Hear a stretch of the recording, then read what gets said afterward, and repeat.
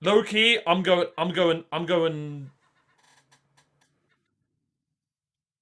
Who am I going here? I'm going Snape. I'm going Snape. I'm going Snape. Vote your channel points. Okay. Make sure you like and subscribe the video. Let me know what you want to watch next. And come watch live at twitch.tv/OmarioRpg. Subscribe. Let's get into this.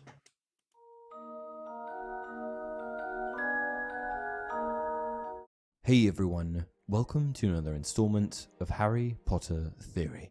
Now, lately I've made quite a few videos where I've ranked the witches and wizards of the Harry Potter universe by power. These lists included alumni from Hogwarts houses, auras, Order of the Phoenix members, and even Death Eaters. No one witch or wizard made it into every video, but there were a few that ended up on a couple of the lists.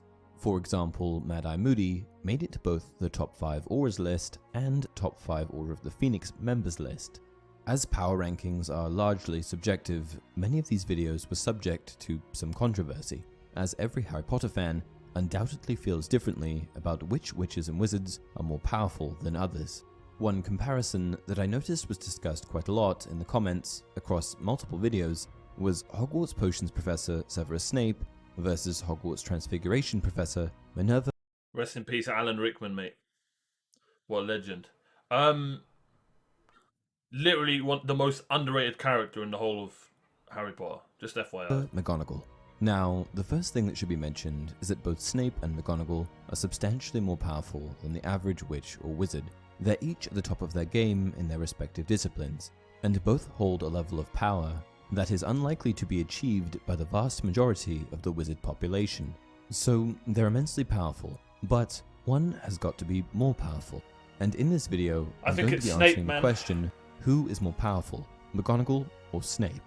And to better compare them, let's take a brief dive into each of their histories and see if we can pick up any clues along the way. We'll start chronologically and begin with Minerva McGonagall, who is at least 25 years older than the deceptively young Snape. Oh, that's true, Minerva McGonagall's exact birth year is unconfirmed, largely due to a blunder in the Fantastic Beasts film that showed a 20-something McGonagall teaching at Hogwarts in the 1920s. However, fortunately, we know just about everything else about McGonagall. Minerva McGonagall, born to witch Isabel Ross, and Muggle Robert McGonagall, was a Scottish half-blood witch that hailed from Scotland. From a very young age, McGonagall began exhibiting signs of her magical abilities, doing things like summoning toys to herself and making the family cat do her bidding. For some witches and wizards, this low-key, they should just make a film, like, start making films like McGonagall's story, Snape, like, why not? Why not? Go all out. Come on, JK, where you at? Can take some time, Oh, yeah, but for McGonagall, it was nearly instantaneous. For many years, Minerva's father had no idea that his wife, and Minerva's mother, was a witch. But because Minerva began showing signs of magic very early on, it became clear that she would have to come clean. When McGonagall became of age, like many other witches and wizards, she began attending Hogwarts School of Witchcraft and Wizardry. Upon starting at the school, she quickly set herself apart from her fellow peers, boasting an immediate innate magical proficiency for learning and performing magic.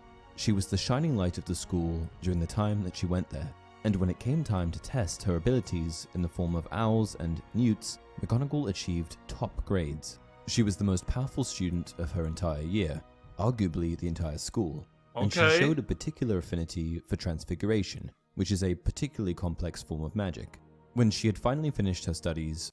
So transfiguration is, when you transform into different sub-objects or animals or, can change things and morph them into other things. It's just Harry Potter stuff, Her future certainly looked bright, as her impressive performance at school meant that a job offer at the Ministry of Magic was sitting and waiting for her. After returning home for a brief period, McGonagall accepted the job at the Ministry in the Department of Magical Law Enforcement, and, similar to the time that she was in school, impressed everyone. Even though her job was going really well, McGonagall eventually decided that she wanted to be closer to home, which led to her application to Hogwarts School of Witchcraft and Wizardry. Almost instantly, McGonagall was offered a posting in the Transfiguration Department. McGonagall later becomes head of the Transfiguration Department, but at this time she was working under the existing department head, Albus Dumbledore. Given that Dumbledore is arguably one of the most powerful wizards to have ever lived, and that he himself is particularly skilled at transfiguration, it must have really been a valuable experience for her to work underneath him, and I'm certain that it sharpened and harnessed her transfiguration capabilities, bringing them to a new level altogether. Severus Snape, like McGonagall, grew up with one Muggle and one wizarding parent. On January 9th, 1960, Severus was born to Witch Eileen Prince and Muggle Tobias Snape in the small Muggle town of Spinner's End. Spinner's End was very close to the nearby town of Cokeworth, where Snape would later meet Lily Evans, a girl that he would become deeply infatuated with. In their youth, the pair were inseparable, and they spent a considerable amount of time together before embarking on their journey to Hogwarts School of Witchcraft and Wizardry. 1971 was the year that they left for Hogwarts, and it was supposed to be the time of their lives. However, in reality, this was the year that marked the beginning of Snape's tragedy, as in that same year, him and Lily were sorted into different houses. Snape was sorted into Slytherin and Lily to Gryffindor. This immediately placed a divide between them. To add insult to injury, Chat, what house are you running? I'm gonna go Slytherin and show that like good can come from it, right? Bang. I'm not going boring Gryffindor. I'm going Slytherin because I look good in green, and like, because I'm a goodie. I think.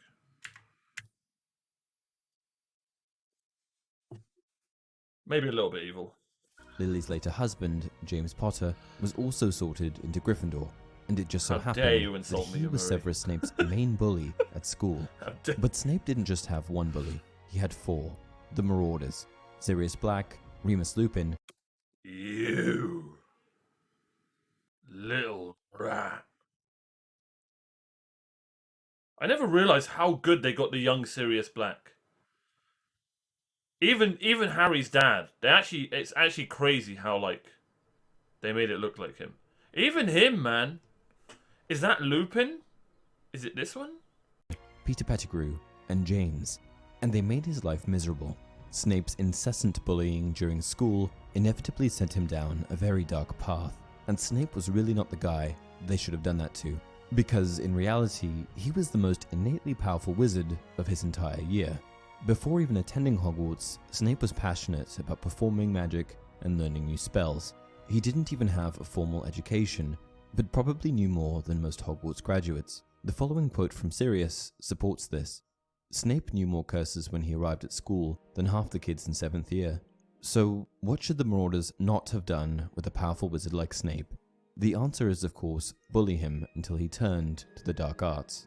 Snape's introduction to the You know, I never thought, right, they bullied him. Why were they in Gryffindor? Right? Why would the hat put them in Gryffindor and not put Harry's dad in Slytherin or something? I don't know. I guess it doesn't mean you're a good person if you go to Gryffindor, but just a thought, just a food for thought. dark arts was never good for anyone, particularly because he was so talented. He excelled in all of his classes at school, aced tests easily, and devoted all of his spare time to studying independently after hours.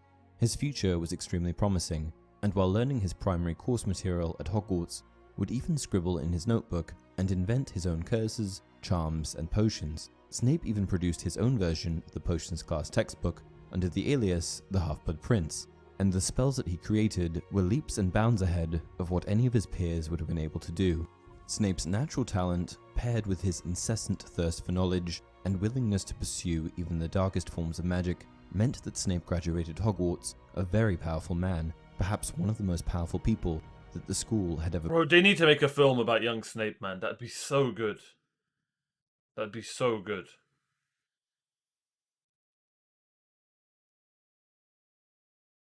Such an interesting character, man. Could you imagine having a school where all the kids are bullies, right?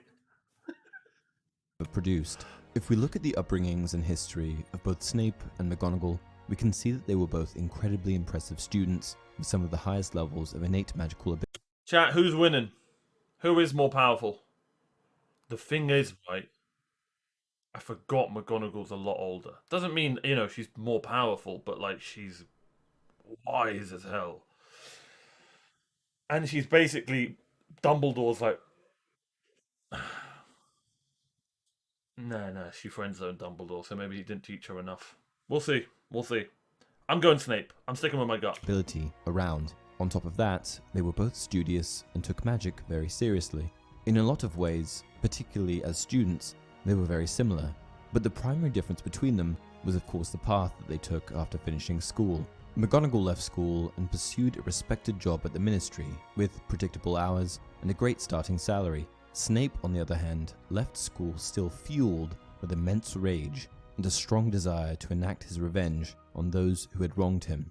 So, they're both massively talented, but who is the more powerful between them? In Harry Potter and the Deathly Hallows, we actually get to see Snape and McGonagall face off. The movie depicts it like a stalemate. It basically looks like neither of them are winning.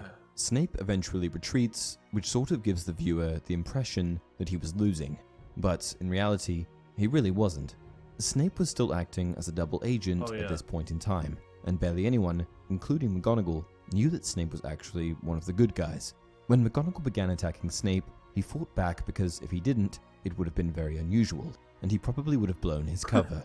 When she started attacking him, Snape fought back. However, he did so with only the exact amount of effort necessary, and not a touch more, because he never had any intention of defeating McGonagall. He just wanted to hold her off. A lot of people interpreted this as McGonagall beating Snape, but that just isn't the case. If we look at the fact that McGonagall was actively trying to defeat Snape, while Snape was just putting in the minimum amount of effort, it tells me that Snape is certainly the more powerful wizard. How much Snape is actually holding back is unclear, but if he had wanted to destroy her, I think he really could have. McGonagall was an accomplished witch with an extremely impressive knowledge of magic and many different skills under her belt. She was a powerful duelist, impressive potion maker, charms expert, transfiguration master, and even dabbled in the dark arts. However, I think that the only area of magic that McGonagall truly surpassed Snape in was transfiguration. It's not that McGonagall was weak, she was amazing. Doesn't matter, but Hagrid Snape could had destroy a them point to both. prove to the world. He was bullied and bullied, and this instilled a never-stop attitude in him, which meant that he was continually pushing the limits of his magical abilities. He was never content, and he constantly pushed the boundaries in order to become more and more powerful. Not only that, but Snape explored an entire other side of the magical spectrum that McGonagall only scratched the surface of. That's true. I truly think that, in terms of the power of modern-day witches and wizards, Snape would only be ranked after perhaps Dumbledore, Voldemort, and Grindelwald. He died at the tender age of 38, and if he had lived for another 77 years, matching the age of Dumbledore at his death, there's no telling what Severus Snape would have been able to achieve. And that's it for this video. What do you guys think? Snape was a Who legend, do you man. think is... I agree. I actually agree. Oh, that was a good vid, man. That was a good vid. I think Snape does take her on. It would be a sick fight, though. It would be a sick fight, man. Snape deserves a movie for his origin. Right. You missed the fact that Snape purposely defected McGonagall's spell to knock out the two Death Eaters behind him, then took their wands when flying out the window. What a move. I actually never noticed that. What? Not to mention that Snape was a master of occlumency, at a grade that not even Voldemort itself could read his mind. That alone. Yeah, I never thought of that as well, man. I never thought of that. Snape is the worst teacher. But it was all literally, right, like, it was all an act. All of it was an act. So he could have actually been a good teacher, if you think about it, right? Professor McGonagall has always been and will always be my favourite Harry Potter character. And Dame... Oh yeah, I forgot she's a Dame. Maggie Smith just arrived the role, but the fact that she didn't get a lot of screen time is disappointing. She was in a lot in the first one. The most weird and fascinating thing, according to me, about Harry Potter is that professors are more powerful than ministers. I never realised Hermione is so much like McGonagall. Prediction before watching Snape. Result correct. Snape, you insufferable know-it-all.